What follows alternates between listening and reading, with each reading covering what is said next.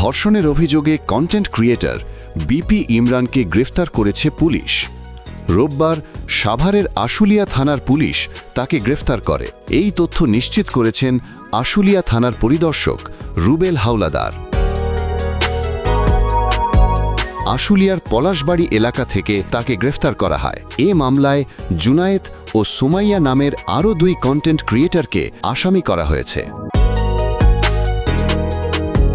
Content creator Mohammad Imran ওরফে BP Imran আশুলিয়ার পলাশবাড়ি এলাকার আব্দুল কাইয়ুমের ছেলে। তিনি পলাশবাড়ি এলাকায় ভাড়া থেকে কন্টেন্ট ক্রিয়েট করেন বলে জানা গেছে।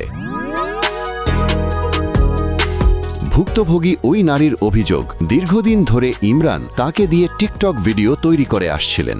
নানা কারণে ওই নারী টিকটক তৈরিতে অনিচ্ছা প্রকাশ করলে 12 মার্চ দুপুরে ইমরান তাকে ধর্ষণ করেন। পরে অন্য 2 আসামির সহযোগিতায় মারধরও করেন।